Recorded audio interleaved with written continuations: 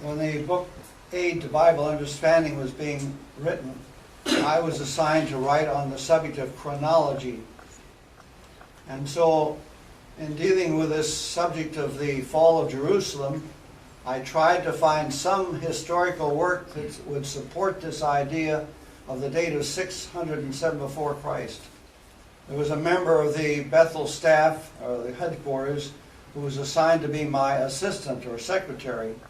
And he went to all the libraries in New York and Brooklyn and the whole area trying to find some evidence for this, to support this date. And he couldn't find anything to support it.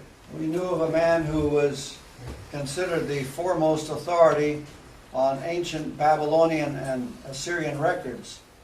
Archaeologists had discovered thousands upon thousands of what are called cuneiform tablets written in clay. They covered the whole period of the Babylonian Empire. So we arranged to meet with this man and have an interview with him. And we asked him about this matter of the date of 607 BC because all the historical evidence pointed to a date 20 years later for the destruction of Jerusalem. So I asked him, could it be that these men who wrote these historical documents in cuneiform tablets were trying to put forth some idea of their own? He said it would have required a conspiracy throughout the whole empire to produce that, because there were thousands of tablets and all of them pointed to this date of 586, 587. So a man in Sweden named Carl-Olof Johnssonin decided to do research of the matter, and he even learned some of the ancient languages like Akkadian. He traveled to other countries. He went to London to the British Museum, and then he published a book titled The Gentile Times Reconsidered.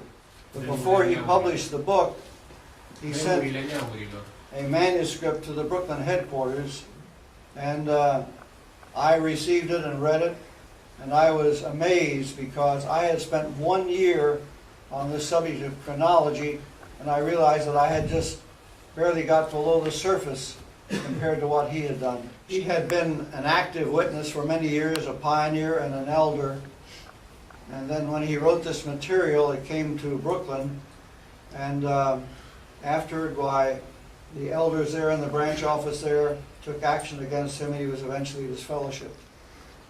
That's also an idea that people have, that 1914 was such an unusual date, and that things had taken place from that year on that have never happened before in human history.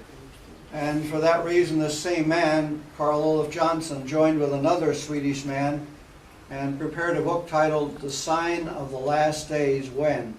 And they took up each feature of things: wars, famines, pestilences, and earthquakes. And they showed that in every case there were periods of history that were far worse than that from 1914 on.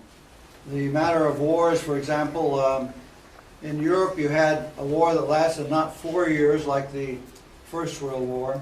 You had a war that lasted 30 years. And the whole history of mankind, if you read it, it's one war after another war after another war after another war.